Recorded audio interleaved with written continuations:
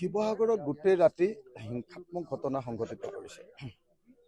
শিৱসাগৰত বিজেপি দলে গোটেই ৰাতি যি হিংসাত্মক ঘটনা সংঘটিত কৰিলে তাৰ ফলস্বৰূপে আমাৰ কৃষক মুক্তি সংগ্ৰাম সমিতিৰ ৰাজ্যিক সম্পাদক বিদ্যুৎ শইকীয়া, অসমীয়া জাতিৰ এজন সম্পদ বিদ্যুৎ শইকীয়াক বহুত মাৰপিট কৰিছে। এতিয়া আসাম মেডিকেল কলেজ ডিব্ৰুগড়ত তেওঁ ICUত ভৰ্তি হৈ আছে। তেওঁৰ অৱস্থা খুব বেয়া। মই অলপ পিছতে যাম। বহুত প্ৰাণজিৎ গগৈ বুলি এজনে দুখ পাইছে। কালি 16টা এনেকুৱা ধৰণৰ মাৰপিটৰ ঘটনা সংঘটিত হৈছে। আনকি মই থকা ঠাইতো বহুত বিজেপিৰ গুণ্ডা বাহিনী আহি হুলস্থুল কৰিছে। আমি শিৱসাগৰত এনেকুৱা অগণতান্ত্ৰিক অৱস্থা মাৰপিটৰ ঘটনা কেতিয়াও দেখা নাছিল। গোটেই ৰাতি আমাক কাকো শুবলৈ দিয়া নাই, চবকে উৎপাত কৰিছে। মই অসমত গণতন্ত্ৰ ৰক্ষা কৰিবৰ কাৰণে চৰকাৰক আহ্বান জনাইছোঁ, মুখ্যমন্ত্ৰী শান্ত হ'বৰ কাৰণে, উন্মাদ নহ'বৰ কাৰণে। চৰকাৰ পৰিৱৰ্তন হ'বই। এইবাৰ অৱধাৰিতভাৱে পৰিৱৰ্তন হ'ব, বিৰোধীৰ চৰকাৰ হ'ব।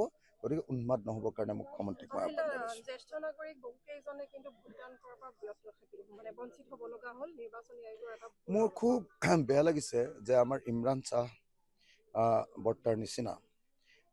বৰ্তাৰ নিচিনা শিৱসাগৰৰ আটাইতকৈ সন্মানীয় ভোটাৰ, তেওঁৰ পৰা ভোটটো এডমিনিষ্ট্ৰেশ্যনত নল'লে।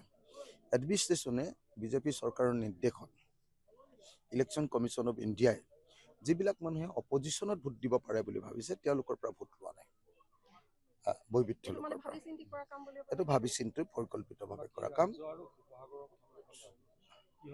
আৰু ৰাজ্যত এইবাৰ বিজেপিৰ চৰকাৰ উফৰি যাব। এইবাৰ পৰিৱৰ্তন হ'ব, বিৰোধী দলবিলাকৰ চৰকাৰ হ'ব। গৌৰৱ গগৈ এইবাৰ মুখ্যমন্ত্ৰী হ'ব। মুখ্যমন্ত্ৰী ডাঙৰীয়াই নিৰ্বাচনীৰ শেষৰ প্ৰচাৰৰ দিনা কৈ গৈছে, যদি বিজেপি দলে শাসনলৈ নাহে শিৱসাগৰত তেতিয়াহ'লে উন্নয়নো ৰৈ যাব।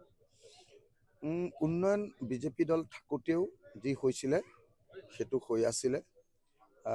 উন্নয়ন যি হ'ব লাগে সেয়া হৈ থাকিব। কিন্তু সামগ্ৰিকভাৱে বিজেপি চৰকাৰখনে অসমতে উন্নয়ন কৰিব পৰা নাই। গতিকে অকল শিৱসাগৰৰ কথা কৈ কি লাভ হ'ব?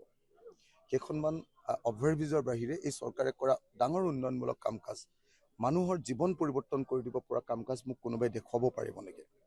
যেনেকৈ গোটেই পথাৰত পানী যোগান দি বোলে গোটেই পথাৰৰ বছৰৰ সকলো সময়তে খেতি কৰিব পৰা কৰি দিলে। গোটেই অসমতে বোলে ইণ্ডাষ্ট্ৰিয়েলাইজেশ্যন কৰি নিবনুৱা সমস্যাৰ সমাধান কৰি দিলে। গোটেই মানুহবিলাকৰ জীৱন যাত্ৰা পৰিৱৰ্তন কৰিবৰ কাৰণে বোলে স্কিল ডেভেলপমেণ্ট কৰিলে। এনেকুৱা ধৰণৰ যদি কিবা কৰিব পাৰিলেহেঁতেন তেতিয়াহ'লে মই ক'লোহেঁতেন যে এই চৰকাৰে কাম কৰিছে। এই চৰকাৰে দুখনমান অভাৰব্ৰিজ বনাইছে আৰু একো কৰিবলৈ সক্ষম নহয়। মই 50,000ৰ ওপৰৰ ভোটত জয়ী হ'ম। যোৱা ৰাতিলৈকে 50,000 বুলি ভাবি আছিলোঁ, কিন্তু যোৱা ৰাতি যিমান হিংসাত্মক ঘটনা বিজেপিয়ে ঘটালে, সাংবাদিকক ৰূপমক, আমাৰ আমগুৰিৰ ৰূপমক সাংবাদিকক আক্ৰমণ কৰিছে। গতিকে এইটো দুৰ্ভাগ্যজনক।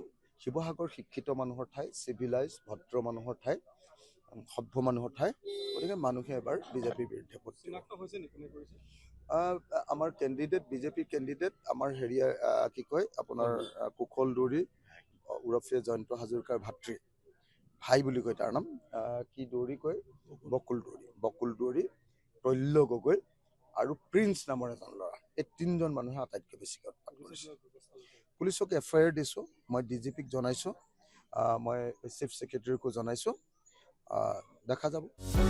যিকোনো খবৰৰ বাবে যোগাযোগ কৰক আমাৰ এই নম্বৰত 9181 307 2221।